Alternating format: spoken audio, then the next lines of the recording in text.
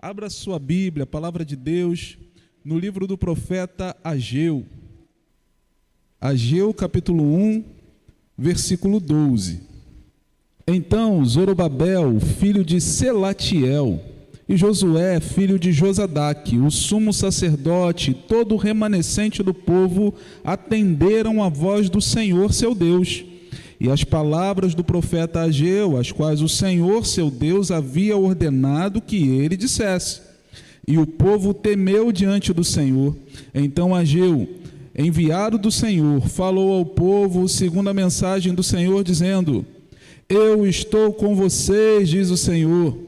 O Senhor despertou o espírito de Zorobabel, filho de Selatiel, governador de Judá, e o espírito de Josué, filho de Josadaque, o sumo sacerdote, e o espírito de todo o remanescente do povo. Eles vieram e começaram a trabalhar no templo do Senhor dos Exércitos, o seu Deus. Era o 24º dia do 6º mês do 2º ano do reinado de Dário. Vamos orar? Senhor, nós te agradecemos por essa manhã, Pai, por esse tempo tão especial que o Senhor nos permite estarmos nesse ambiente aconchegante, nesse ambiente acolhedor, não somente, Pai, pela estrutura física do ambiente, mas, ó Deus, pelo acolhimento que encontramos na vida do nosso irmão, do nosso amigo, desse rosto, ó Pai, que tantas vezes abençoa as nossas vidas, dessa pessoa com quem nós estamos aprendendo a fazer vínculo nesse momento. Senhor, muito obrigado por esse tempo. Mas te pedimos de forma especial que a tua palavra revelada venha a ser aplicada em nossas vidas, de modo que saiamos daqui mais parecidos com o teu Filho Jesus, porque esse, Pai, do fundo do coração é o desejo das nossas vidas, fazer a tua vontade, cumprir o teu querer, entregar, ó Deus, a ti aquilo que o Senhor nos tem confiado de forma satisfatória, para que o teu nome seja glorificado em tudo. Fica conosco, fala aos nossos corações, é o que pedimos em nome do teu Filho Jesus. Amém. Irmãos, o coro acaba de cantar. E o coro acaba de cantar duas canções que falam sobre a necessidade de confiarmos em Deus.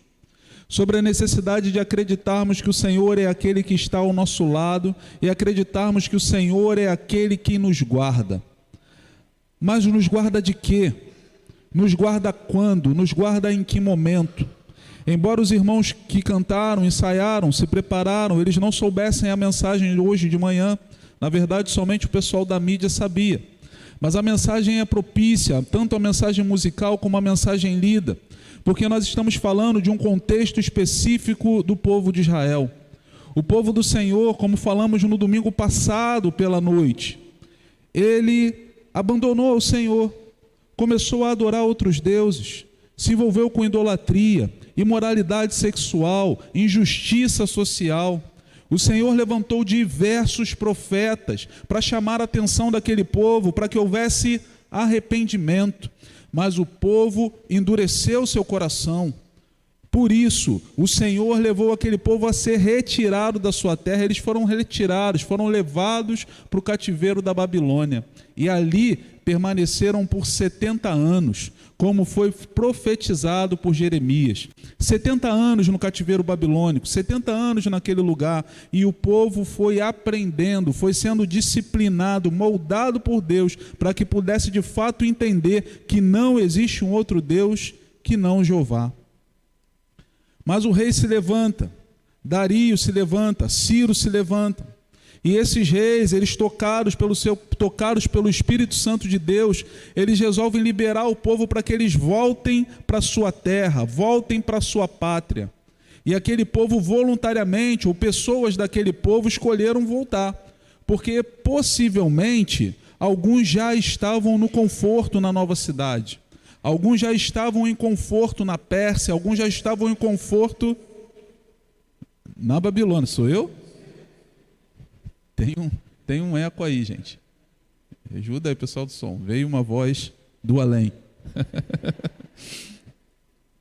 Alguns já estavam em conforto nas suas regiões específicas, mas o Senhor convocou o povo para voltar, irmãos, e quando o Senhor convoca o povo para voltar, é necessário, quando ouvimos a voz do Senhor, é necessário que saiamos do lugar onde estamos, quer seja esse lugar um lugar físico, quer seja esse lugar um lugar emocional, espiritual, um lugar onde a nossa mente nos colocou, mas o Senhor chamou o povo para voltar. Algumas pessoas voltaram, e como falamos no domingo passado, o desafio era grande. Não era simplesmente voltar para a sua terra. Por quê? Porque as pessoas que saíram de Jerusalém saíram da parte nobre. Então, possivelmente, encontraram suas casas ocupadas, destruídas. Então, eles primeiro tinham que fazer uma espécie de reintegração. Olha, essa casa é minha, essa casa é do meu avô, essa casa é do meu pai. Você precisa me devolver a minha propriedade. E quando entravam naquela propriedade, agora eles precisavam reconstruir aquela casa, porque possivelmente o terreno, o território estava aos pedaços, caindo aos pedaços pelo abandono, pela invasão, pelo que aconteceu. Mas não era somente a casa daquelas pessoas que estavam destruídas. Também o templo do Senhor havia sido destruído. Mas para isso, Ciro havia mandado dinheiro, havia mandado madeira, e as pedras, as grandes pedras do templo de Salomão não haviam sido removidas, porque ninguém rouba pedra. Não dá para roubar pedra, não dá para tirar a pedra à distância. Madeira muita gente levou, ouro eles levaram, prata eles levaram, mas pedra não. Então tinha pedra, tinha madeira, tinha dinheiro. Mas, irmãos, quando o texto que nós lemos, ou mais especificamente o capítulo 1 de Ageu, que nós lemos, o profeta recebe de Deus a ordem de falar àquele povo, já haviam se passado 20 anos. 20 anos que o povo tinha voltado para a terra prometida e o templo permanecia em ruínas. Aí o Senhor começa a chamar a atenção do povo. O Senhor diz para eles: vocês estão cuidando da casa de vocês, mas a minha casa está abandonada.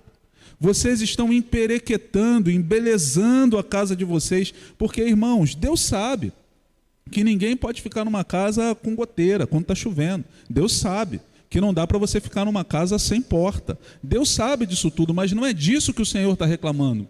O Senhor está dizendo que, para além disso tudo, para além do básico, para além da parede pintada, para além da organização, eles estavam preocupados em embelezar a sua própria casa. E estavam deixando a casa do Senhor abandonada. No domingo passado ainda, quando falamos sobre isso, nós meditamos de que, na verdade, a nossa vida, ou nós fomos feitos para sermos a casa de Deus.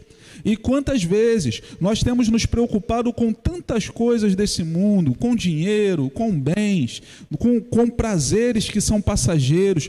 Quantas vezes temos nos preocupado com tanta coisa, mas temos abandonado a casa de Deus, que somos nós mesmos. E como fazemos isso, pastor? Fazemos isso abandonando uma vida de compromisso com Jesus. Fazemos isso quando abandonamos a Santa Igreja. Fazemos isso quando abandonamos a leitura da palavra, o tempo de oração. Quando deixamos de nos envolver de corpo e alma na obra de Deus. Eu e você somos a casa do Senhor, e essa casa não pode ser abandonada. E foi por isso que o profeta Ageu, ele passa do 1º versículo até o 11º versículo, chamando a atenção daquele povo, para que eles se voltem ao Senhor. Devemos nos voltar ao Senhor, irmãos. Mas o texto que nós lemos, mais especificamente a partir do versículo 12, é uma resposta. Então Zorobabel, filho de Sealtiel, e Josué, filho de Josadaque, o sumo sacerdote, e todo o restante do povo obedeceram a voz do Senhor seu Deus e as palavras do profeta Ageu, pois o Senhor seu Deus o tinha enviado, e o povo temeu diante do Senhor. Zorobabel era um descendente do rei Davi. Ele havia sido colocado como governador daquela cidade, mas ele tinha descendência davídica. Então, quando o Senhor o coloca naquela posição, o Senhor, na verdade, através da história, está dizendo para aquele homem o seguinte: olha, Zorobabel, ao longo da vida eu investi em você, eu investi na sua família, você foi preparado para esse momento, então não tenha medo. Eu estou te chamando, Zorobabel, na responsabilidade, porque foi para justamente esse momento que você foi preparado. Josué aqui, não confunda com aquele que conduz o povo a entrar na terra prometida. Esse Josué aqui era descendente de um levita. Aqueles eram era de um efraimita, era de Efraim, mas esse é de um levita. E esse Josué está vivendo muito tempo depois daquele Josué. É só o nome que é igual, ok? Mas esse Josué era sumo sacerdote. Ele era sacerdote, o Senhor chama o sacerdote, chama a autoridade religiosa do povo para dizer, existe uma necessidade de reconstrução. Então o Senhor chama o governo civil, o Senhor chama a sacerdote, a autoridade religiosa, e o Senhor chama o povo, porque existe uma necessidade naquele momento, na visão de Deus, que o Estado de Israel, que o sacerdócio de Israel e que o povo de Israel se unam em prol de um único objetivo. A resposta que o Senhor queria do seu povo, ela não poderia ser dada de outra forma, a não ser pela unidade. Mas essa unidade começa pelo atendimento ao chamado do Senhor pelos seus líderes. Irmãos, nós estamos aqui numa igreja, e essa igreja é organizada e institui, elege a sua própria liderança anualmente ou bianualmente. Nós somos líderes eleitos para a glória do nosso Deus para trabalharmos, mas é muito importante, é muito necessário que você que é líder de ministério, você que é líder de célula, você que é da diretoria, do corpo diaconal, que enquanto liderança da igreja nós estejamos unidos, olhando para o mesmo lugar, buscando o mesmo objetivo, porque em meio à nossa unidade o Senhor vai ordenar as suas bênçãos. Mas é necessário que nós deixemos de lado tudo aquilo que possa nos separar. É necessário que nós deixemos de lado tudo aquilo que possa nos prejudicar enquanto liderança. Porque, irmãos, é fato, se vivermos muitas vezes muito tempo dentro do mesmo ambiente, do mesmo lugar, teremos rusgas, teremos diferenças. Essas diferenças tendem a aparecer mais quando o tempo passa, mas nós não podemos focar nas nossas diferenças, devemos ter clareza e olhar para aquilo que nos une, e o que nos une foi o Senhor Jesus crucificado na cruz do Calvário, derramando seu sangue, para que nós sejamos um. O Senhor nos chama para que sejamos um. A liderança precisa estar unida, a liderança precisa estar focada, a liderança precisa estar olhando para o mesmo lugar. O Senhor Jesus, ao ser questionado por fariseus e acusado, na verdade, de trabalhar por Belzebu, ele disse, olha, Belzebu, vocês não estão pensando com lógica, Belzebu não trabalha contra ele mesmo, porque nenhum reino dividido subsiste. Irmãos, não é diferente na igreja local. Na igreja local precisamos trabalhar em unidade, porque nenhum tipo de reino dividido subsistirá. Então é necessário que a liderança esteja coesa, é necessário que a liderança olhe na mesma direção, é necessário que a liderança marche junto. O marchar junto de Zorobabel e Josué chamou a atenção do povo. E agora aquele povo também se unia diante do propósito do Senhor. Isso me faz lembrar o texto sagrado do livro de 1 Reis, capítulo 18, do verso 30 até o verso 32. Vou ler um trechinho com vocês.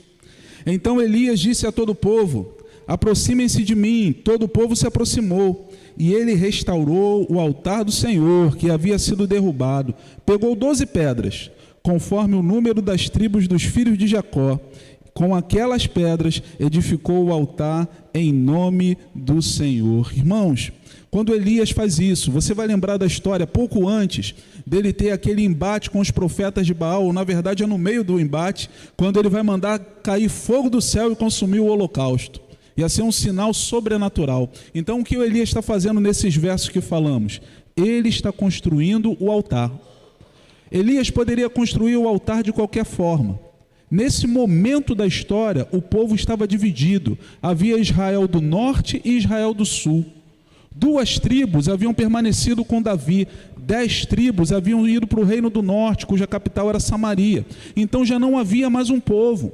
Já não havia mais união de 12 tribos. Eram 10 e 2. Mas Elias, ele faz algo, por ser profeta, ele faz algo para ensinar aquele povo qual era a vontade de Deus. Ele pegou quantas pedras aqui? 12. E ele edificou um altar com 12 pedras. Juntou aquelas 12 pedras. Isso simboliza o que? Isso simboliza unidade. E naquele altar que Elias fez com aquelas 12 pedras, ele colocou o sacrifício e o Senhor fez com que caísse fogo do céu. Sabe o que isso ensina para nós? Irmãos, que se nós nos unirmos, se o povo de Deus se unir, se nós juntarmos as nossas 12 pedras e fizermos um só altar, o Senhor vai fazer com que a glória do seu fogo caia do céu e consuma esse lugar. O Senhor vai fazer com que a glória do seu povo, com que a sua glória caia do céu e ilumine esse lugar e aponte para todos aqueles que estão ao redor de que só o Senhor é Deus e que não há outro. Mas para que isso aconteça, irmãos, é necessário que nos unamos. É necessário que sejamos um. Pastor, o que é ser um para você? Para mim? Para mim, ser um tem muitos aspectos. Mas eu penso, estamos numa igreja local, me disseram que o culto não ia ser, talvez não fosse transmitido, não sei se está sendo. Se não for, não tem o menor problema. Fico até mais à vontade. Estamos numa igreja local. Então, sermos um é quando vamos sentar na quadra para almoçar, não deixarmos ninguém almoçar sozinho. Mas se tem alguém que não faz parte do nosso relacionamento almoçando sozinho, a gente senta junto. Sermos um é chegarmos semana após semana na igreja e não ficarmos satisfeitos. Hoje em Marechal, não ficar satisfeito em não aprender pelo menos um nome novo por semana. Eu não posso ficar satisfeito. Irmãos, no domingo passado, à noite, eu pedi aos irmãos que são membros da igreja que se colocassem de pé. Eu não sei quem estava aqui. Quem estava aqui, por favor, erga uma de suas mãos. Você reparou junto comigo. Quando vocês, membros da igreja, ficaram de pé, vocês devem ter percebido que pelo menos 30 pessoas que estavam dentro desse ambiente não eram membros da igreja. Ainda não tinham um compromisso com a igreja, com Cristo. Então é necessário que, para que nós sejamos um, que nós olhemos a vida daquele que chega e possamos oferecer acolhimento, estender o braço, querer saber o nome, querer saber como foi a semana. Na verdade, irmãos, para que sejamos um, é necessário que sejamos um povo, o povo de Deus, um povo unido. Ano que vem é tempo de eleição. E eleições, pelo menos as duas últimas no nosso país, elas trouxeram grandes divisões para famílias, divisões para igrejas, pessoas que deixaram de se falar porque têm uma posição política diferente uma da outra. Irmão, eu não sei qual partido que você vai votar, se você vai votar no partido A ou se você vai votar no partido B. Mas, na verdade, eu e você precisamos ter uma clareza, um entendimento muito limpo, muito claro diante dos nossos olhos. Nós não somos do partido A nem do partido B, nós somos do partido de Cristo. O nosso reino não é um reino desse mundo, o nosso reino é o reino de Deus. Nós estamos aqui como peregrinos e comprometidos com os princípios e valores do nosso Senhor e Salvador Jesus Cristo. E é essa bandeira que está acima de todas as bandeiras sobre nós. Então, posição política não pode nos separar. Posição política não pode nos deixar distantes uns dos outros, não. Pastor, está sabendo de alguma coisa? Estou sabendo de nada, a eleição é só ano que vem. Mas eu já estou falando hoje. É só ano que vem. Mas nós precisamos ser um. Precisamos ser unidos. Irmãos, o nosso tempo é um tempo tão especial. O Senhor, Ele resolve fazer algumas coisas que nós não entendemos direito. Por que Ele faz isso dessa forma? Mas o nosso tempo é tão especial, irmãos. Hoje nós temos aqui pessoas oriundas de Marechal Hermes. Nós temos aqui pessoas que vieram da 15 de novembro aqui do lado. Nós temos pessoas que vieram da Igreja Memorial da Tijuca, gente que veio da Igreja Batista do Recreio, gente que veio da primeira Igreja Batista de Oswaldo Cruz, gente que veio de igrejas de outras denominações. O Senhor uniu um povo. Foi o Senhor que quis fazer isso nesse momento. Então, irmãos, nós não somos o povo de Marechal, o povo de Bento Ribeiro, o povo de Oswaldo Cruz, o povo de Madureira, o povo de Deodoro. Nós somos o povo de Deus reunido nessa casa. Nós somos o corpo de Cristo representado na igreja local. Não há mais diferença entre nós, somos um povo só que caminha e marcha na mesma direção. O povo unido, a união de Zorobabel, de Josué, com o povo, fez com que eles atendessem à voz do Senhor. Ontem foi aniversário da irmã Genesi. Amém, minha irmã? 92 anos. E ontem, enquanto estava lá, orando pela irmã Genesi, ali no final, enquanto o Joel conduzia uma roda de canções de adoração a Deus, eu conversava um pouquinho com o José Henrique. E o José Henrique falou que ali perto da casa dele tem muitas árvores, então tem um gavião. De vez em quando aparece um gavião, e ele disse que o gavião tem as garras muito grandes, enorme. Ele disse que às vezes ele chama a Rebeca, a filha, fala: lá, Rebeca, olha o gavião ali. E o gavião para, pousa num lugar alto e ficava olhando os passarinhos. Eu falei: Zé, coitado do passarinho. E os passarinhos estavam ali. Aí o Zé Henrique falou assim para mim: não, pastor, não. Coitado do passarinho não, coitado do gavião. Eu falei assim: hã? Como assim, coitado do gavião? Não entendi. Aí ele foi explicar: vou explicar. Ele falou: o gavião se prepara, ele está ali para dar o bote no passarinho, mas quando ele vai para cima de um passarinho, todos os passarinhos se juntam e vão para cima do gavião. E o gavião vai embora e não consegue pegar nenhum passarinho. Ele não consegue pegar nenhum passarinho, ele tem que ir embora. Eu nunca vi esse gavião pegando um passarinho, irmãos. Talvez o inimigo de nossas vidas seja um gavião. Talvez as dificuldades financeiras que nós passamos na nossa igreja, na nossa casa, sejam gaviões. Mas se nós nos unirmos como passarinhos, debaixo do poder do Senhor, nós vamos botar o gavião para correr, amém? Amém. Por isso é necessário que sejamos um povo só. Elias uniu aquele povo e o fogo do céu desceu. Agora, essa unidade, já no segundo verso que lemos, ela começa a manifestar uma mudança de comportamento de Deus. Porque o Senhor está chamando a atenção do povo, o Senhor está corrigindo aquele povo para que ele se volte, mas a partir do momento que aquele povo se une, a palavra diz assim: o povo temeu diante do Senhor. Então Ageu, o mensageiro do Senhor, falou ao povo conforme a mensagem do Senhor: eu estou com vocês, diz o Senhor dos Exércitos. Irmão, no meio da união, o Senhor começou a ver aquele movimento diferente, aquele coração diferente, e disse o seguinte: agora eu estou com vocês. Deus está conosco todos os dias, amém? O Senhor está do nosso lado, mas em alguns momentos o Senhor se afasta de nós. E essa semana, que isso, pastor? Em alguns momentos o Senhor se afasta de nós. Essa semana eu ouvi o teólogo Jonas Madureira, e Jonas, ele disse algo muito interessante. Estudando os primeiros capítulos do profeta Isaías, ele mostra ali que Deus havia se afastado do povo.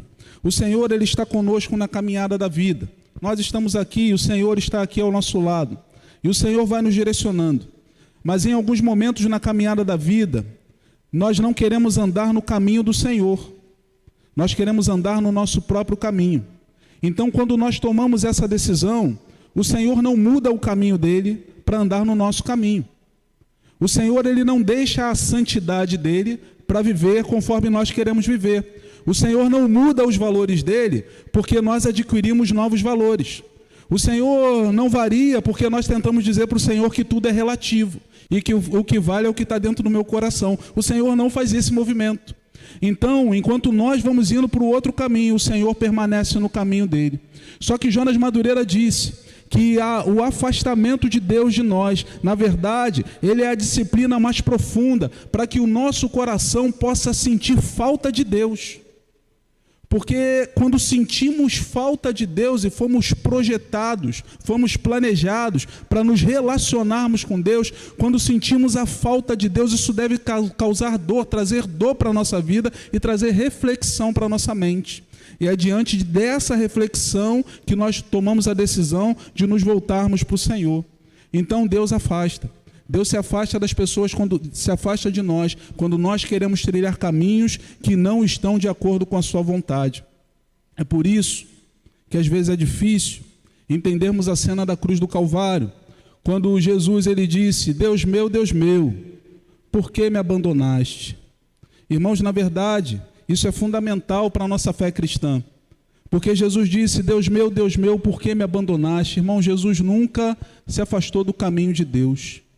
Jesus sempre foi obediente a Deus, mas naquele momento Jesus estava na cruz do Calvário levando o meu e o seu pecado. Naquele momento na cruz do Calvário Jesus estava levando o meu e o seu motivo para nos afastarmos de Deus. Ele não merecia, nós merecíamos, mas Deus o reputou por aflito em nosso lugar. E quando ele se afasta de Jesus na cruz do Calvário, ele faz isso uma vez só, para que ele pudesse eternamente estar unido conosco para sempre, para que ele pudesse estar unido conosco na eternidade. Então se faz necessário que nós, enquanto povo de Deus, reconciliados por Cristo, revestidos pelo poder do Espírito Santo, agora andemos em novidade de vida e não busquemos mais caminhos que nos afastam do Senhor, mas precisamos buscar caminhos que nos aproximem do Senhor. E foi isso que aconteceu aqui. E quando o povo se aproxima do Senhor, a resposta de Deus é imediata: eu estou com vocês, diz o Senhor dos Exércitos. Comentaristas bíblicos, eles vão unânimes nessa direção em dizer que quando Ageu usa a expressão Senhor dos Exércitos, ele não está apenas falando dos batalhões de Israel, mas ele está falando de todos os exércitos, dos exércitos celestiais, dos exércitos dos animais, da natureza, de tudo que existe, porque o Senhor é Senhor de tudo que existe. Então o que Deus está dizendo para o povo aqui é o seguinte: quando vocês se unem em obediência para atender o meu chamado, eu, o Senhor de tudo que existe, me coloco ao seu lado. Eu, Senhor de tudo que existe, me coloco contigo e nós caminhamos juntos a batalha da vida. Mas para isso é necessário que nós obedeçamos ao Senhor.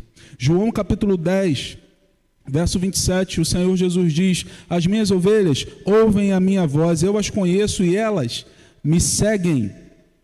Salmo 46, versículo 7 diz: o Senhor dos exércitos está conosco, o Deus de Jacó é o nosso refúgio. Ainda até o versículo 11 vai dizer: aquietem-se e saibam que eu sou Deus, sou exaltado entre as nações, sou exaltado na terra, o Senhor dos exércitos está conosco, o Deus de Jacó é o nosso refúgio. Irmãos, quando obedecemos a Deus, podemos ter a certeza de que Ele caminha conosco, de que Ele caminha ao nosso lado. Mas não é do meu jeito, não é do seu jeito, é do jeito de Deus. É do jeito de Deus. Tem um cantor cristão evangélico, e ele, ao falar do Apocalipse, ele dizia assim: gente, quando Jesus aparece no Apocalipse, nós estamos estudando, faltam só 2 semanas, na verdade, na quarta-feira que vem o irmão Jorge vai fechar com a carta de Laodiceia, com a carta Laodiceia, e na semana que vem a gente vai fazer um resumão, uma aplicação com todo mundo junto. Aí, gente, quem vier, traz um pratinho de alguma coisa, vou pedir para a irmã Ana preparar um cafezinho, e aí a gente vai junto ali, tem um momento de comunhão no final. Fiz propaganda no meio da mensagem, viu?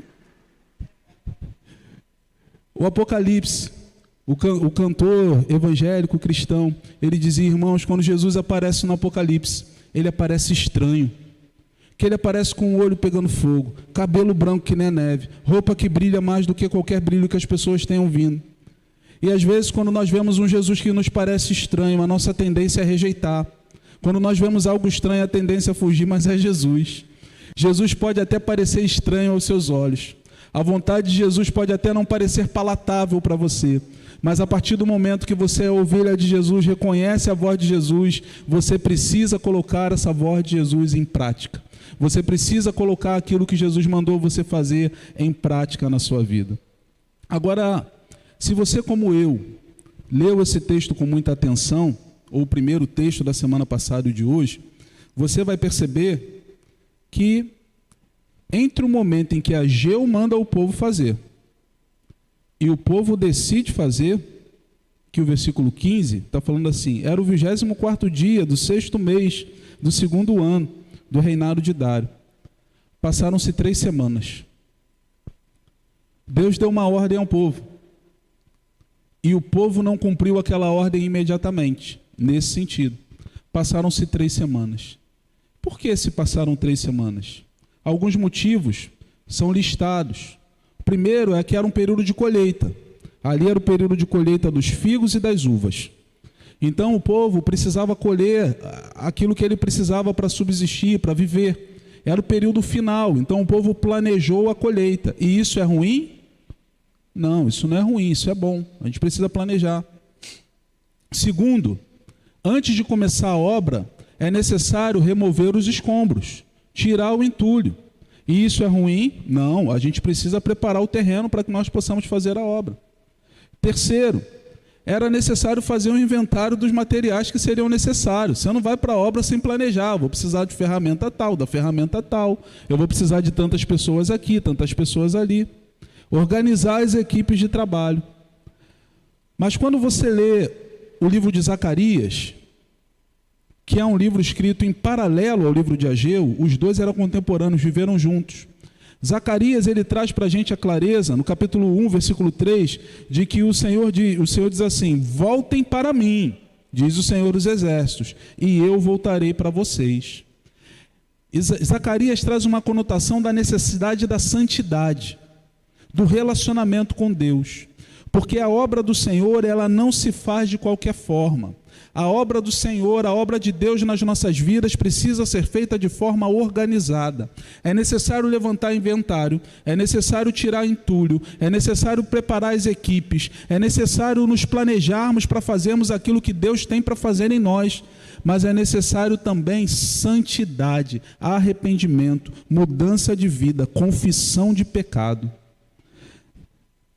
1 João capítulo 1, versículo 9 diz: se confessarmos os nossos pecados, Ele é fiel e justo para nos perdoar os pecados e nos purificar de toda injustiça. Tiago 5,16: confessai as vossas culpas uns aos outros e oreis uns pelos outros, para que sareis. A oração do justo pode muito em seus efeitos. Josué capítulo 3, versículo 5, ele diz assim: santificai-vos, porque amanhã fará o Senhor maravilhas no meio de vós.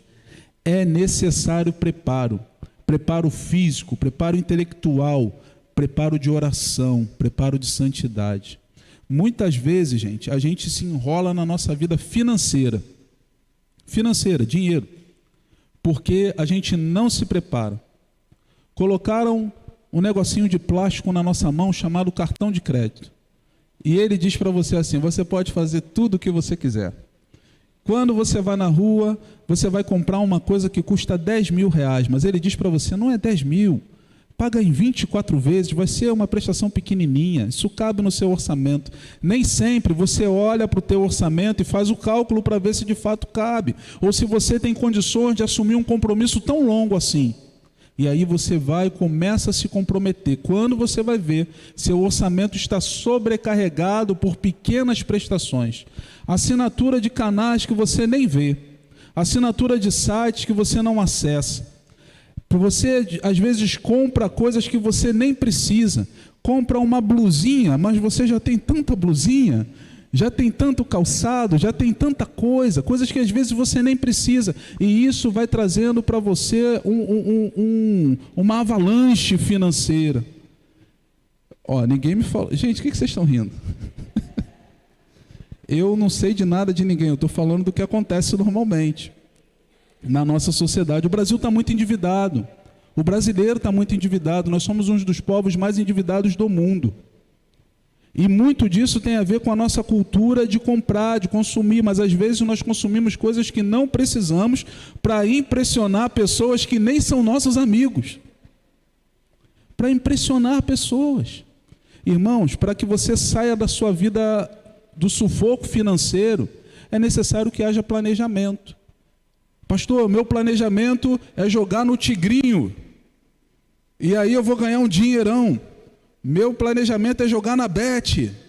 Na Bet é o nome da empresa de aposta que tem hoje. Não são nossas irmãs que se chamam Elizabeth, não. É jogar na Bet ali. E aí eu vou sair dessa situação. Meu planejamento, irmãos. Não foi assim que o Senhor nos ensinou a pensar. Não foi assim que o Senhor nos ensinou a calcular. Nós precisamos colocar na ponta do lápis, colocar no nosso caderno quanto nós ganhamos, quanto nós gastamos, quanto nós guardamos. Na verdade, uma das nossas ações aqui na igreja, enquanto Ministério de Administração, foi: a igreja regularmente precisa guardar uma quantia.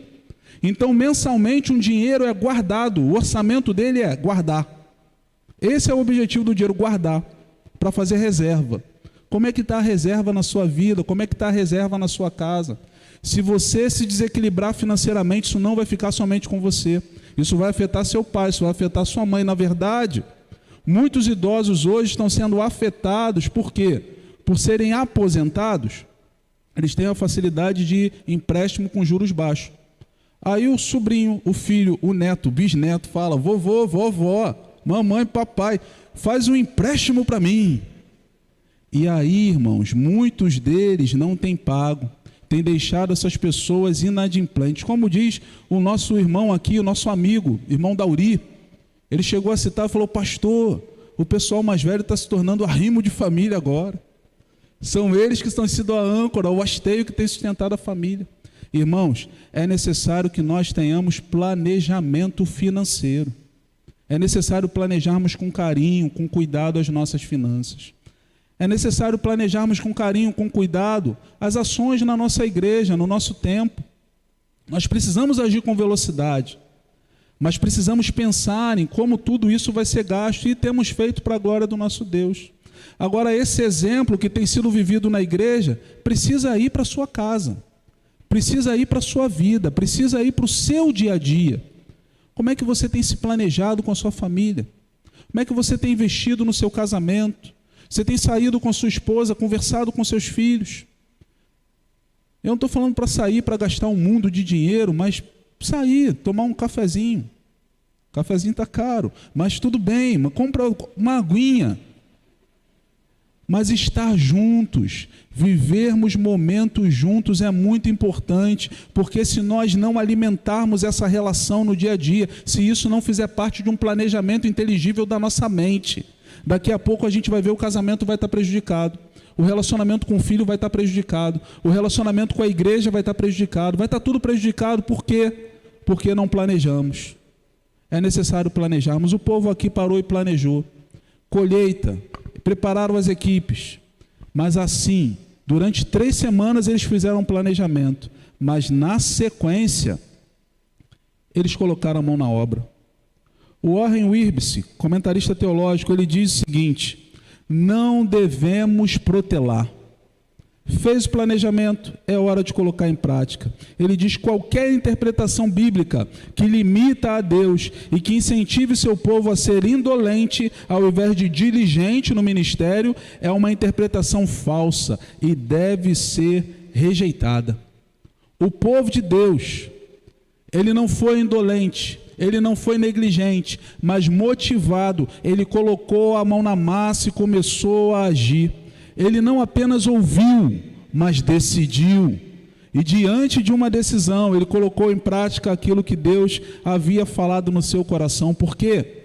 Porque a voz do Senhor, a palavra do Senhor é para nós hoje, é urgente. Deus te deu a oportunidade de fazer hoje. Você precisa entender isso. Uma vez, estava sentado na igreja, num culto, antes de um culto começar. Eu era garoto ainda. O Espírito Santo de Deus tocou no meu coração para eu falar com uma pessoa que estava sentada. A pessoa sentou, eu não conhecia. Tocou no meu coração. E eu fiquei com vergonha, porque eu sou tímido. Eu sou tímido. Eu fiquei com vergonha. Eu não fui. E o Espírito Santo de Deus tocava no meu coração. E eu sentado, falei: eu estou com vergonha, eu não vou. Depois de uns 5 minutos, outra pessoa da igreja foi lá, levantou e falou com aquela pessoa. Aquela pessoa, eu vi, estava do meu lado, estava perto, na outra bancada.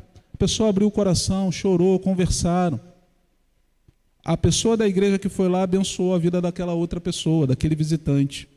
E Deus falou no meu coração: eu dei a oportunidade, queria dar essa oportunidade para você. Mas você ficou tímido, você ficou com vergonha. Então eu chamei outra pessoa para participar daquilo que eu estou fazendo. Irmãos, o Senhor está dando oportunidade para nós. É para a gente nesse tempo. nós não devemos ficar tímidos, nós não devemos voltar atrás, nós não devemos ser indolentes, pelo contrário, devemos ser obedientes e agir com urgência, porque o chamado de Deus para nós é para esse momento, é para esse tempo, devemos atendê-lo sem hesitação.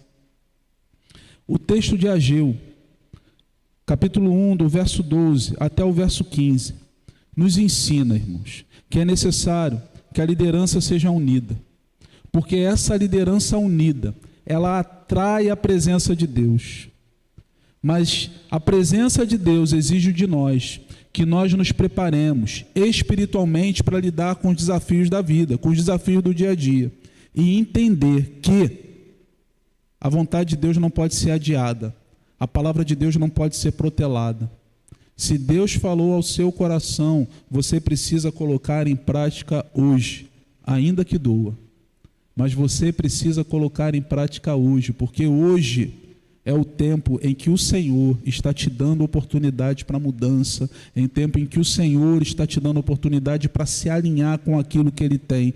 Não se satisfaça com aquilo que você vive nesse momento, porque o que Deus tem para você é melhor, é maior. Talvez venha com um pouquinho mais de dor, sim, porque fazer coisa boa dói. Porque fazer coisas que de fato valem a pena custam trabalho, custam esforço, mas com certeza é extremamente mais compensador viver aquilo que Deus tem para que você viva, viver aquilo que o Senhor tem para a sua vida do que qualquer coisa que esse mundo tenha para te oferecer. Então é tempo de ouvirmos a voz do Senhor com urgência, é tempo de ouvirmos a voz do Senhor e permanecermos na palavra de Deus. Amém? Meu desejo é que o Senhor Jesus venha da forma como somente Ele faz, que Ele complete essa palavra na sua vida, no seu coração, e que você, para a glória do nome dEle, possa sair daqui colocando em prática aquilo que o Senhor tem para você. Por favor, se você puder, se coloque de pé nesse momento. Eu gostaria de orar.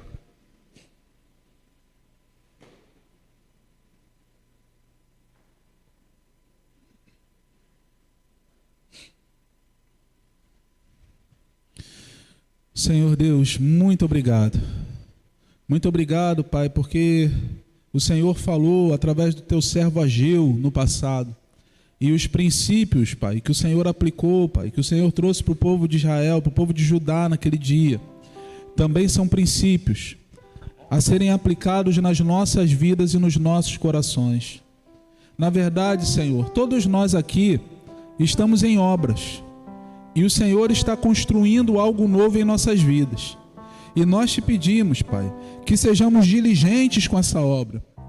Que venhamos obedecer o Senhor, colocando os tijolos no lugar, tirando os entulhos, pintando as paredes da nossa vida, da nossa casa, da nossa mente, do nosso coração, a fim de que possamos te servir, Pai, com toda a força, com toda, ó Deus, a nossa energia, porque o Senhor nos chamou e nos separou para esse tempo, para esse momento. O Senhor não erra, o Senhor não faz nada por um acaso, o Senhor não chuta, mas o Senhor é Deus soberano sobre todas as coisas, ó Deus, não somente conhecedor, mas dono de toda a história.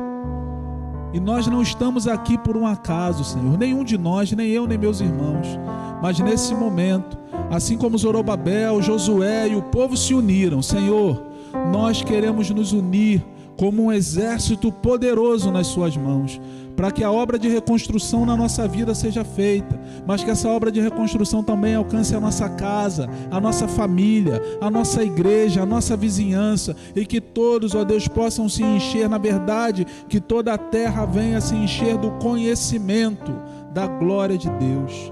Enche as nossas vidas, Senhor, enche as nossas mentes e corações, é a nossa oração, em nome do Teu Filho Jesus. Agora, que o amor de Deus o Pai, a graça redentora e consoladora do nosso Senhor e Salvador Jesus Cristo e as doces consolações do Espírito Santo sejam sobre a sua vida, meu irmão, sejam sobre a sua vida, minha irmã, seja sobre a vida da primeira Igreja Batista de Marechal, hoje e eternamente. Em nome de Jesus, o povo de Deus diz...